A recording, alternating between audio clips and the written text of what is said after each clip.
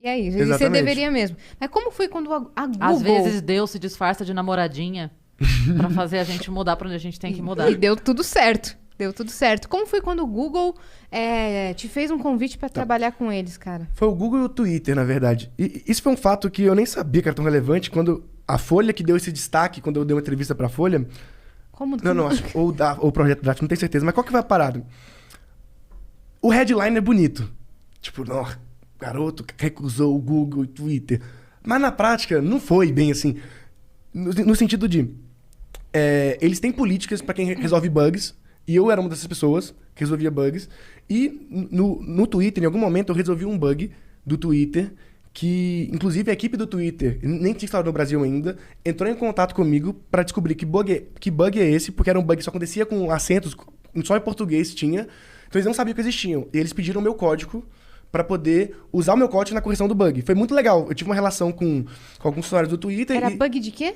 Cara, era um bug que, tipo, quando você tinha acentuação, os arrobas e as hashtags ficavam deslinkadas e perdiam os links. Aí eu queria uma extensão pra corrigir. Verdade! Aí os caras acharam isso legal e surgiu uma proposta. Tipo, olha, quando ele estiver no Brasil, eles querem que você trabalhe aqui. E o Google tinha sido um pouco antes, por causa dessa época de bugs também. Mas os headhunters sempre procuram talentos. E eu só não continuei. Não é que eu falei, não quero. Eu só...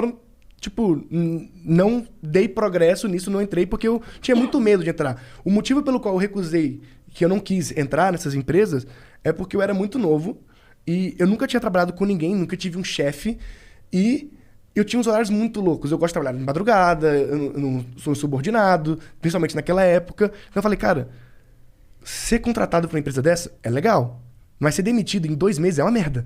Então eu tinha muito medo de ser demitido, essa é real, porque eu falei, cara... E eu não achava que eu era tão bom assim. Eu tinha muita, sei lá, síndrome do impostor. Eu falei, cara, meus códigos não são tão bons assim, não sou tão bom programador. Quando eles me contratarem, eles vão descobrir isso. Sou muito novo. Exato. E a galera fala assim, recusou a empresa na Google e Twitter. Pô, os caras têm dezenas de milhares de funcionários. Eu não ia entrar como um diretor, eu ia entrar como um estagiário. E aí eu tinha muito medo também de ser só mais um. Porque eu sempre quis fazer as minhas ideias. E aí, lá dentro, eu estaria trabalhando para a ideia dos outros. Eu só fazia ideia dos outros em filas para financiar para fazer as minhas ideias. E eu não queria ter um emprego, eu nunca quis ter um emprego. Não porque eu não preciso de um emprego, não precisava de dinheiro, mas é que naquela época eu não precisava. Tipo, eu era adolescente, então literalmente eu tinha muito na minha cabeça. O momento que eu tenho para poder fazer o que eu quiser sem ganhar um centavo é agora. Porque quando eu ficar mais velho, tiver responsabilidade, tiver família, tiver filho e tudo, eu não vou poder me dar o luxo de seguir esse caminho. Então eu nunca quis trabalhar pra ninguém, não recusei só esse emprego, eu recusei vários empregos. Inclusive tem vários amigos meus, eu lembro muito o Get Ninja, sabe? O Edu virou um amigo meu alguns anos depois, ele me mostrou um print dele me chamando pra trabalhar lá no Get Ninja também, eu recusando. E eu sempre tive essa vibe de recusar não por não querer trabalhar com os caras, porque eu queria muito... Eu tinha minhas ideias, eu quero fazer essas ideias. Eu era muito na minha cabeça o que eu quero fazer. E fazendo suas ideias, você já estava se destacando. Exatamente. Né? Como um prodígio. E aí eu tive o estalo mental assim, que eu sei que eu não sou o melhor programador do mundo, nem quero ser, porque eu nunca quis ser programador, eu queria fazer minhas coisas. Aí eu descobri que para fazer minhas coisas, eu precisava programar. Então, a minha vibe era construir as coisas que eu acreditava, e tanto é que muitas deram certo. Tipo, deram muitos downloads, muitos acessos, gerou mídia espontânea, de graça. Então, eu sentia que eu estava acertando, que eu estava fazendo alguma coisa que as pessoas se interessavam. E as pessoas só viam um skill de programador em mim. E eu não via esse skill tão forte, porque eu sabia a quantidade de gambiarra que eu fazia. Depois eu descobri que todo programador é assim. Mas na época, como eu não conhecia tantos programadores... Você aprendeu sozinho no seu quarto? Exatamente. Eu tinha muita insegurança sobre o meu skill de programador. Porque todo mundo falava assim, nossa, o João é um bom programador. E eu não me via como programador, porque eu não me via no futuro sendo programador ainda. Eu sabia que eu estava programador. Pra mim, programação, todo mundo devia aprender, é muito foda. Até pra você, o pensamento lógico que ela te ajuda a te desenvolver é muito bom. Mas eu não queria ficar programando pra sempre, eu queria construir coisas. Eu sempre me via construindo alguma coisa. Porque era o que me dava tesão. Tipo assim, eu tinha muito mais tesão de ver a galera falando que baixou o aplicativo e achou da hora do que ficar horas programando.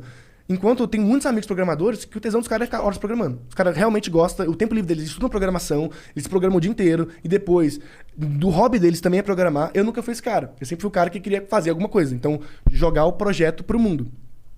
Aí, eu não me via trabalhando em lugar nenhum, e foi uma decisão que parece louco, mas deu certo. Então... E como eu era prodígio, eu perdi o raciocínio. Gente, é difícil. Não, pode continuar. O TDAH é foda. Mas como eu era prodígio, eu sabia que todos os destaques e portas que eu tava abrindo era muito pelo fator de eu ter 16 anos naquela época. Então, tipo, tenho 16 anos, isso é um diferencial. Porque eu percebia isso porque ninguém fechava a porta na minha cara. Ninguém fecha a porta na cara de um garoto sonhador e que...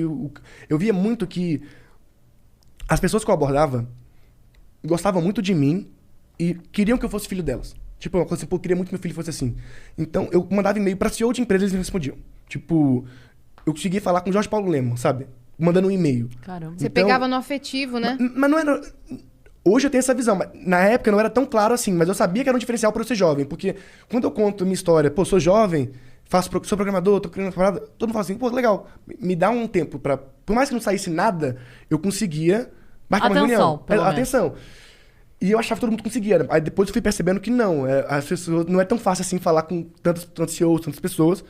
E eu falei, cara, eu preciso usar isso, porque quando eu tiver 25 anos, que é a idade que eu tenho hoje, eu não vou ter um diferencial mais por ser jovem, porque eu sou só mais um profissional. E aí, eu tive uma conversa com a minha mãe. Minha mãe é professora de português e é pastora também. Muito louco. E eu falei, mãe, eu vou largar a escola. Quando eu mudei pra São Paulo, eu larguei a escola. Isso eu não sabia. Eu nunca completei o ensino médio. Pouca gente sabe. Algumas pessoas sabem, mas... Por que eu não completei o ensino médio? Porque eu falei, mãe, eu tenho esse ano e o próximo de oportunidades que nunca mais vão ter. Porque eu não vou ter 16 anos pra sempre. Se tudo der errado, eu posso voltar, ir pra escola, perdi 2 anos, então, tipo, vou me formar 2 anos mais tarde, tá tudo certo, vou virar estagiário, tá tudo bem. Se der certo, é a oportunidade única, que eu nunca mais vou ter. Então, era muito claro pra mim que ser um prodígio era uma... que eu podia passar, ou podia ser algo que eu podia construir alguma coisa. E aí minha mãe, sei lá como, louca, aceitou. Eu já era emancipado, mas ela sempre apoiou nesse sentido. E é isso. E aí foi isso. Caramba. Caraca,